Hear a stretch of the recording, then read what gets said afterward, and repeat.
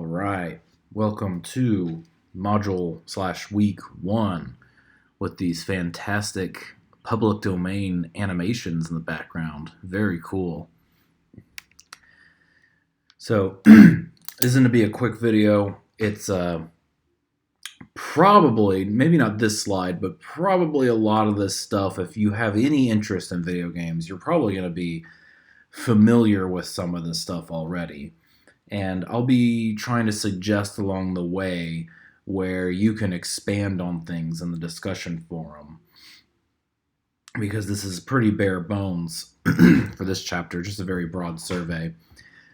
So, the video game industry is massive. The income is 5 times larger than that of box office revenues. It's the movie industry. And the video game industry actually pulls in more money than music and movies combined. Pretty crazy.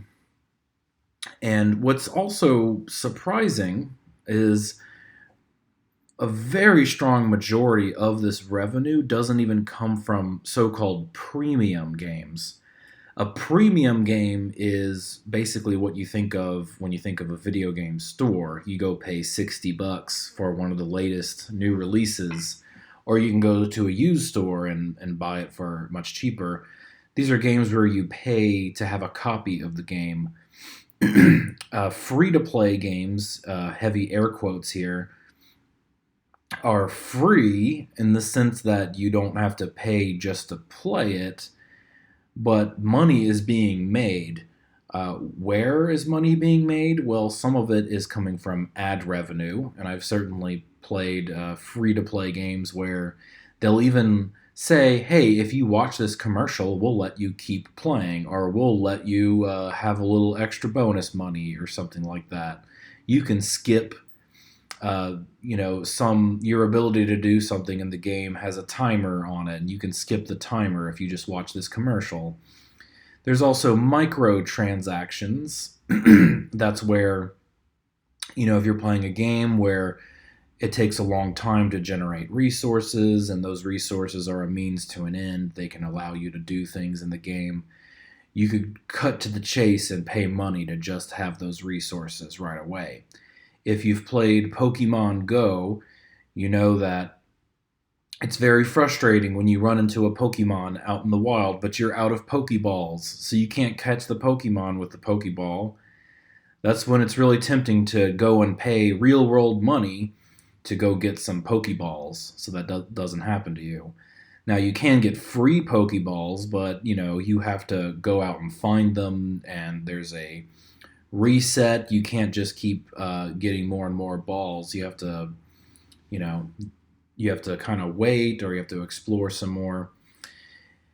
And as far as demographics goes, and I'm going to get into this more in the next slide, there's kind of a misconception. A lot of people seem to think that games are primarily for men and boys.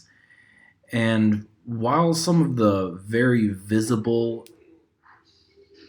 Oh my God. My son's toys are going off in the other room. Sorry about that. There are certain very visible sub-communities and sort of in pop culture, we're embraced this image of a gamer being a man or a boy. But really, while there is a slight edge in the demographics towards men, it's 55% men and about 45% women, it's actually way closer to being 50-50 than a lot of people might realize. Now, getting into this video games being for men and boys thing, I'm going to talk about some terminology and some slurs within the demographics of video gaming. This is focusing on the US, although I'm sure in other countries some of these transfer over. You'll notice that a lot of these are derogatory, meant to sort of dehumanize people to some degree. And that's because there's this sort of real gamers versus filthy casuals vibe among gamers, people who self-identify as gamers, not just as someone who plays video games from time to time. So, for instance, I guess I'm a gamer because I do frequently play video games. I play at least a few times a week, but I'm not really a gamer. I guess. And my dad, in his 60s and he loves Grand Theft Auto. But is he a gamer? He doesn't play great. He just plays that one game and he doesn't play it that much. So I don't know. There's a sense in which there's this sub community who feels like they're authentic gamers and everyone else is just playing silly Candy Crush games or casual games that aren't really a gamer's game. By the way, from the previous slide, you could probably infer that filthy casuals make the most money for the gaming industry. And even if you are a real gamer, you see these terms like Madden Bros and COD Bros. This is a way of, if you're from a gaming subculture where you don't like the jocks that play Madden, that's a football game, you call them Madden Bros. They're not real gamers, they just play Madden.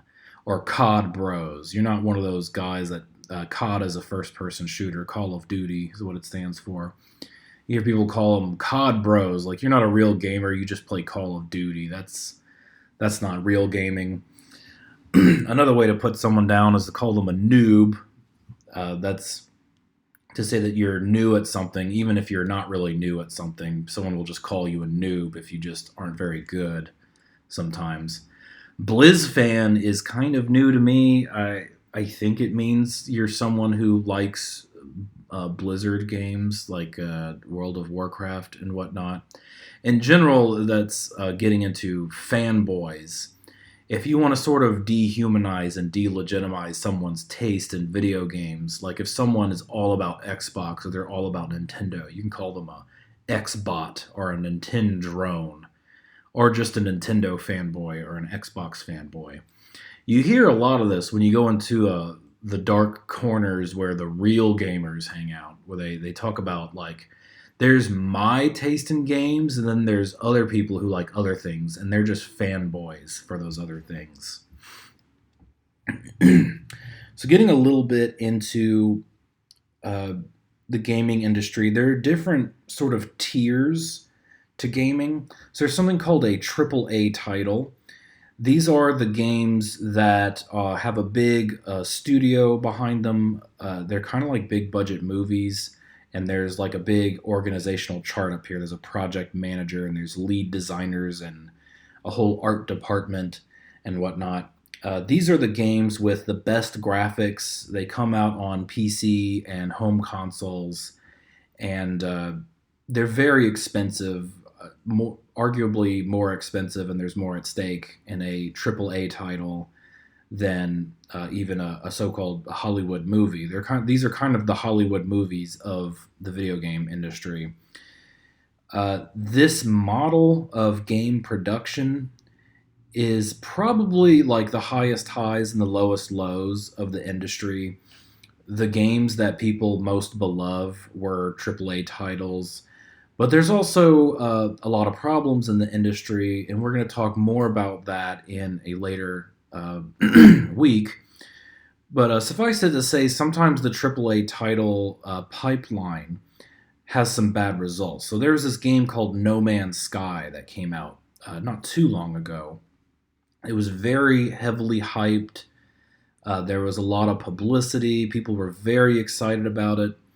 But because the game industry is so high pressure, they end up kind of struggling to meet deadlines, and they kind of under-deliver on the hype.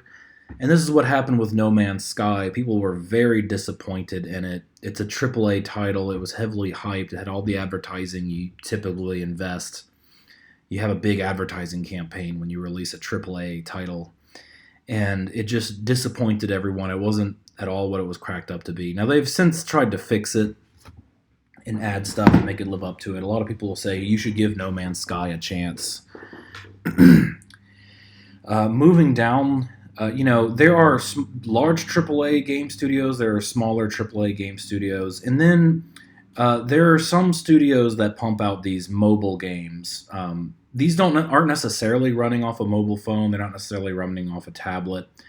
But this Kim Kardashian game here, I'm not sure if this is the exact one I'm thinking of, but there was a Kardashian game where Kim Kardashian basically told a small studio, you can have my name, image, and likeness for the purposes of making this game because I want to make money off of people playing video games. And in one of these games, you're a fashion designer, and Kim Kardashian stops by your little boutique and says, OMG, I don't have a dress for this fancy thing I'm about to go to. Can you lend me a dress from your fancy boutique? And if you say yes, then she's like, thank you for doing the great Kim Kardashian a favor. I owe you one. And she kind of takes you under her wing. I really wanted to download the game so I can say no and be like, you want something, you got to pay for it. I know you have money. But anyway, these games aren't nearly as expensive to make. You could have a much smaller team. You could even have one person designing games like these. And they make a lot of money. We talked earlier about how most money is generated from free-to-play games. And if you're playing the Kim Kardashian game, I'll bet you most of the money from this game comes from ads, or it comes from, like, I don't want to wait for Kim to come back around. I want to pay money so that I can upgrade my store without Kim uh, pay me money, or however the game works. I don't know. And then kids games. So a lot of kids have tablets these days. Both of my kids have tablets. You can say what you want about tablet time, screen time, and stuff, but honestly, I need a break sometimes. They love playing their games, watching their shows. And these games, they're about on par sometimes with the sort of money it takes to develop them. But honestly, I've watched my kids play some of these games, and some of them are so basic that, like, honestly, I'm not a programmer. I do a lot of coding as part of my job. Like, I code experiments, and when I do statistics, I code stuff in a statistical program. I've done some web design stuff. I mean, nothing crazy. But, like, I'm watching them play these games, and I'm like, the average person who dabbles in coding could have made this game. Like, it's a very quick cash grab, I guess. So yeah, you easily one person could make these kids games, and presumably they make money somehow. So I was kind of moving down the hierarchy in terms of, like, how large the studio and the staff behind these games are. I kind of passed up the indie game developer. This is a screenshot from the game Shovel Knight, a really great indie game. It's a platformer. It was a big hit, and I'm not sure how large the production team was exactly, but it was very small. And some of these indie games have such small teams that it's literally one person doing all of the art, all of the programming, all of the music composition, everything. And that astounds me, how multi-talented you have to be to pull that off. If you ever heard of the game Undertale, great game. It was developed by one single person, and I'm floored every time I see it. These indie games can sometimes be huge hits and make a lot of money. They tend to take more risks compared to AAA games. One critique of AAA games is they're like Hollywood movies. They don't take risks. They're like Marvel movies. Studios are willing to put a lot of money behind a Marvel movie because, who doesn't love Spider-Man? Let's watch Spider-Man punch something. People are known to pay for that. Indie games, though, you could get something potentially more interesting than just Spider-Man punching something. All right. This is not an exhaustive list, but I'm going to talk a little bit about genres. This is the part of the slide where, when I was developing this lecture, I was thinking, man, they're already going to know this stuff. Why am I even bothering? But let's just go through it real quick. The very first video games that were developed were arcade games.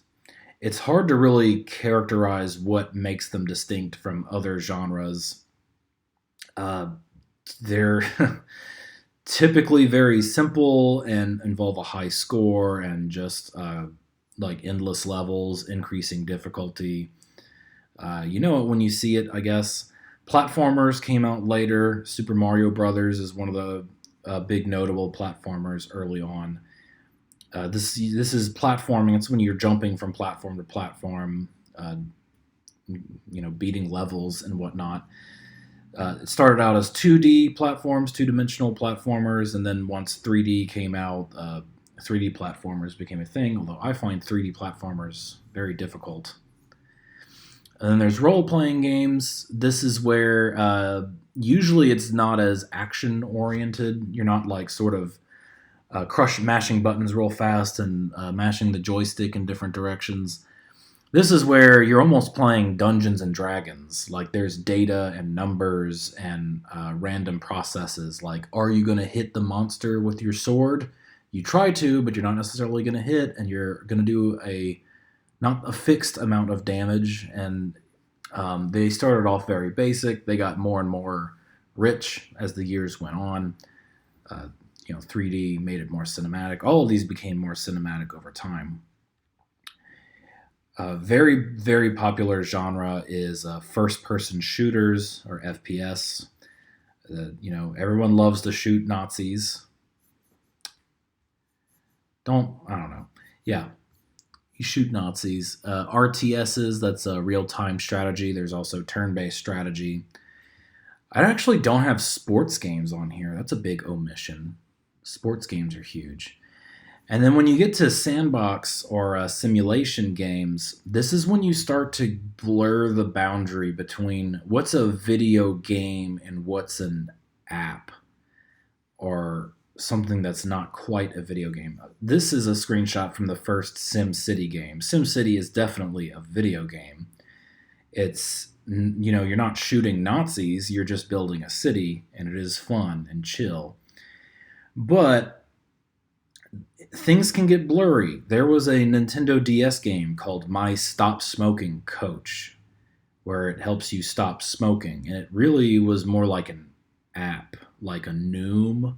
If you know what Noom is, it's this app on your phone that helps you lose weight. This is kind of a precursor to that, I guess.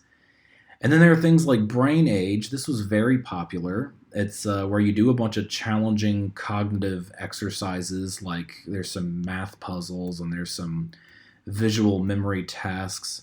Supposedly, if you play this game a lot, it'll keep your brain healthy or it will raise your performance levels. We'll get into scientifically evaluating claims like that. There's even a whole platform called Luminosity where you pay and they claim it'll either maintain your cognitive functioning or it will improve your cognitive functioning, make you more intelligent. And it's not really a game. Luminosity, they have games in it. There are mini games you play, but it's not really a game. And then you have things like Wii Tennis. Definitely a video game, or I should say Wii Sports. It's a video game, but you don't really, you control your characters not with a joystick and buttons, but you have to actually make the physical, like if you're playing tennis, you do like front strokes and back strokes and whatnot. And kind of skipping ahead, there's Dance Dance Revolution. If you don't know what this is, I can never tell with young people today what they know about what they don't. Dance Dance Revolution is this game where a dance song is playing and there are these arrows flowing up the screen, and as they reach a certain point, you have to stomp on the corresponding arrow on the platform, and as you stomp, I guess you're sort of dancing. It doesn't really look like any dancing I've seen in the real world, but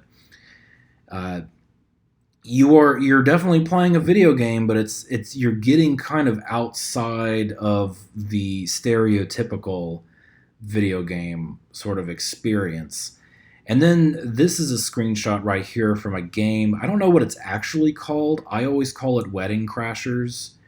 It's one of the few virtual reality games that I'm actually interested in playing. Most virtual reality games look pretty boring to me, but if you're curious, look up this virtual reality wedding crashing game.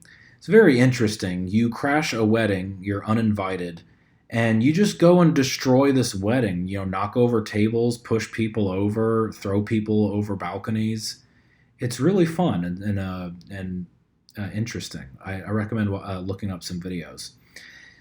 But VR, virtual reality can be used for all kinds of things that aren't games. Like doctors use them, surgeons use them. They're used for training, and I guess this is maybe a simulation game. Like, Grand Theft Auto is a simulation in part of just, stealing cars and driving around and committing crimes. So, I mean, this is a simulation of being incredibly rude.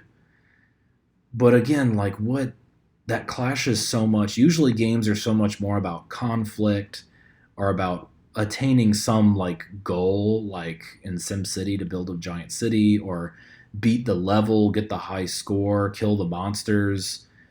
Here we're like dancing, quitting smoking, maintaining brain health, ruining someone's wedding. At some point, if you keep pushing the envelope uh, with these kind of weird examples of games, these not very stereotypical example of games, you'll get to a point where you're not really sure, is this a game or is this an app? Or you might say, is this a game or is this like a weird activity? I'd be interested in seeing if there's some sort of conceptual analysis that could be done to sort of delineate definitively what makes something a video game versus something else. Moving on though, and we're almost done. Uh, Competitive gaming has become huge. This is a screenshot from the League of Legends Championship, which was in Seoul, South Korea, in 2014. This is a gigantic packed stadium just for some people playing League of Legends. Just to give you an idea of how high stakes and how much viewership there is for competitive gaming. And I mean, it's not just League of Legends. There's lots of different video games people compete with, especially fighting games. Oh, that's another thing. I didn't have fighting games anywhere. I already told you this isn't an exhaustive list. This is just making a point. Yeah, competitive gaming is huge. We even have competitive gaming here at LSUA. Above the cafeteria, there's a gaming lounge. I haven't been. If I was smart, I would have scheduled us to go check it out one day for class. And then there's this weird phenomenon called speed running.